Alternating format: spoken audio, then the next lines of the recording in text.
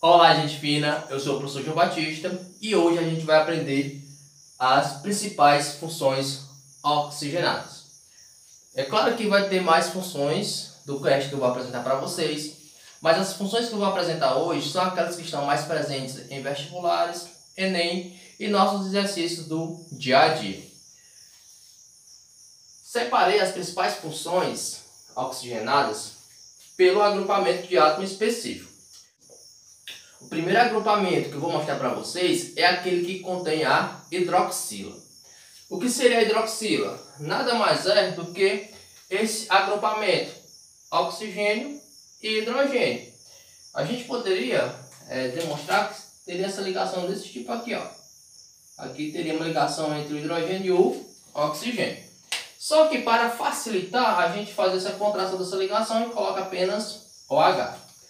A primeira função é o álcool, né? Geralmente a gente tem a ideia que o álcool é aquele que vende lá no posto de combustível ou aquele utilizado em ferimento. Mas na verdade, álcool é um grupo de substâncias que mantém em comum a presença da hidroxila ligada a um carbono saturado. Quem é que se lembra que seria um carbono saturado? Nada mais é do que o carbono que faz ligação com 4 outros elementos. Ou ainda a gente pode dizer que seria o carbono que faz 4 ligações simples. Vamos analisar esses casos aqui. No primeiro caso, a gente tem o etanol. E esse carbono, ele só está fazendo ligações simples. Por quê? Tem uma ligação simples com este carbono, uma ligação simples com esse oxigênio. E a gente lembrar, hidrogênio só faz uma ligação. Então, esse carbono aqui seria um carbono saturado. Então, essa é a condição para que tenha um álcool. O carbono tem que ser saturado. Então, a gente tem aqui a hidroxila, que caracteriza o álcool. A mesma coisa acontece aqui. A gente tem aqui a estrutura de linha. Não está aparecendo, mas aqui a gente tem o carbono. Na outra extremidade tem carbono, então só ligações simples. E aqui teria aqui mais 2 hidrogênios. Então veja que esse carbono ele só faz ligações simples, então ele é o carbono saturado. E essa hidroxila está ligada a esse carbono. Então, novamente, essa é uma função álcool. Hidroxila ligada a um carbono saturado. A mesma coisa acontece aqui. A gente tem aqui um carbono aqui neste ângulo. Nas outras extremidades tem mais carbonos e faltando aqui um hidrogênio para formar as 4 ligações. Esse carbono também é saturado, então a gente tem aqui exemplo de um álcool. O enol, qual a diferença para o álcool? No caso do enol, essa hidroxila está ligado a um carbono que está fazendo uma dupla ligação. Então, toda vez que você vê uma hidroxila ligada a um carbono que está fazendo uma ligação dupla entre outro carbono, a gente vai ter um enol. Então veja, essa hidroxila está ligada a esse carbono que faz essa ligação dupla. Essa hidroxila aqui, ela está ligada a este carbono que está fazendo essa ligação dupla. E por fim, essa hidroxila está ligada a este carbono que ela está fazendo essa ligação dupla. Então toda vez que você encontrar uma hidroxila ligada a um carbono que está fazendo ligação dupla, a gente tem um claro exemplo de um enol. Agora, veja que nesse caso, a gente continua tendo a hidroxila. Só que agora ela vai estar ligada a um grupo específico, que é no caso o anel aromático, também chamado de anel benzênico ou apenas benzeno. São 3 nomes para a mesma estrutura. E aí nesse caso, a gente observa o seguinte, que a gente tem essas duas estruturas, que elas são equivalentes. O que isso quer dizer? Que aqui nesse caso só são formas diferentes para representar o anel aromático. Tá certo? Também conhecido por anel benzênico ou simplesmente benzeno. Então, toda vez que você encontrar uma hidroxila ligada ao anel aromático, a gente vai ter um claro exemplo de um fenol. Outra forma que você pode vir a observar em algum local por aí é quando você encontrar assim, ó, AR, aí traço, OH. Esse AR significa arila, se refere aqui no caso ao anel aromático. A função éter. Como é que a gente imagina que seria a função éter? Como é que ela é derivada da hidroxila?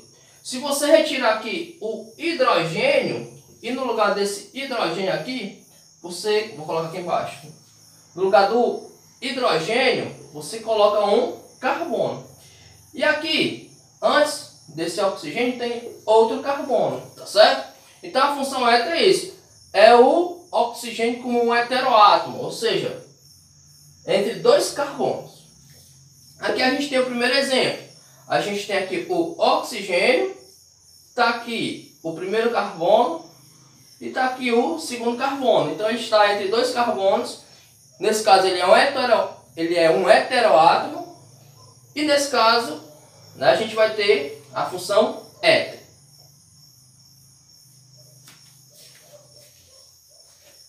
A mesma coisa acontece aqui nessa cadeia fechada. Observe que aqui no ângulo a gente teria um carbono, aqui outro carbono.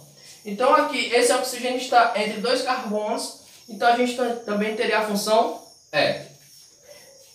Aqui nesse caso a gente tem uma cadeia aqui linear, e que está representada pela estrutura de linha, e esse oxigênio estaria entre dois carbonos. Novamente seria a função éter. Em relação aos compostos carbonilados, o que significa? É que a função orgânica que está ali caracterizando é a presença da carbonila. E o que seria a carbonila? É justamente quando a gente tem o oxigênio se ligando ao carbono por dupla ligação. Então nesse caso a gente tem uma carbonila. Nesse caso a gente vai ter dois grupos específicos.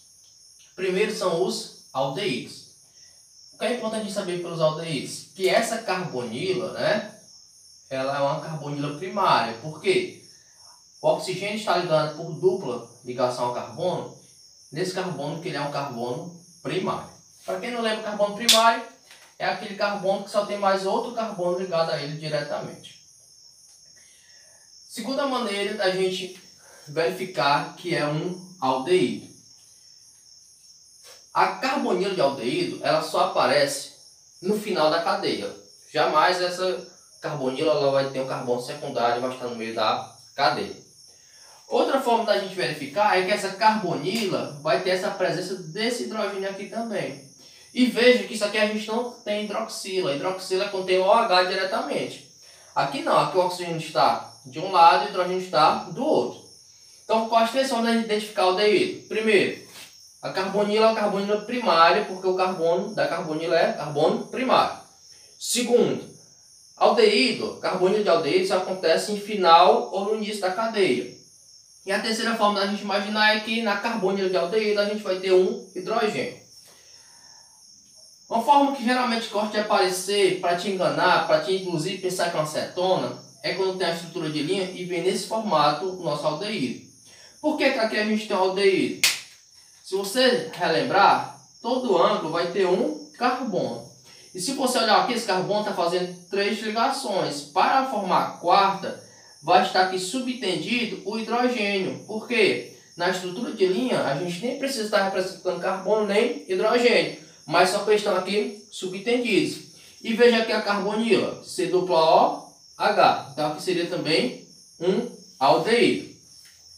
Outra maneira que geralmente aparece, que é para te enganar, é quando vem aqui de maneira abreviada. Toda vez que você vê algo CHO, pode ter certeza que isso aí é uma carbonila de aldeído. As cetonas se diferem dos aldeídos como? Nesse caso, esse carbono é um carbono secundário. Então a carbonila de cetona, esse carbono ele é secundário, porque se a gente olhar esse carbono aqui central, ele está ligado a dois outros carbonos, por isso que ele é secundário. Então, a carbonila de cetona, ela nunca vai aparecer no final da cadeia. Ela sempre vai aparecer no meio da cadeia, ou seja, o carbono dela vai ser um carbono secundário. Primeira maneira da gente identificar que é uma cetona. Segunda maneira, esse carbono, ele não tem nenhum hidrogênio ligado a ele. Então, é uma maneira da gente também pensar que seria uma cetona. Nesse caso aqui específico, você observa que está na estrutura de linha e de uma hora para outra está uma dupla ligação com o oxigênio. Quem é que está aqui? É justamente um carbono. Então, quando você vê a estrutura de linha com esse formato, saindo a dupla ligação com o oxigênio, você vai ter uma cetona. A mesma coisa aqui, a gente tem a cadeia fechada, né? Só que está aqui o carbono da carbonila, C+O. Aqui também tem os outros dois carbonos, carbono secundário, então é carbono de cetona. E um jeito também que gosta de aparecer, que é para te enganar nas avaliações, é justamente quando aparece aqui nessa forma aqui super condensada. Como é que a gente faz para identificar? Você pode até imaginar, rapaz, COC é um éter. Mas você não pode imaginar assim. Por que você não pode imaginar? Porque esse carbono ele tem que fazer quantas ligações? 4. Então, se a gente pegar essa estrutura aqui, não vou fazer ela toda, fazer só uma parte. Tem esse carbono, na sequência tem esse carbono e na sequência tem esse carbono. Então, se a gente olhar aqui no meio, esse carbono aqui só está fazendo 2 ligações, está faltando 2. E essas 2 ligações vai ser justamente com quem? Com o oxigênio.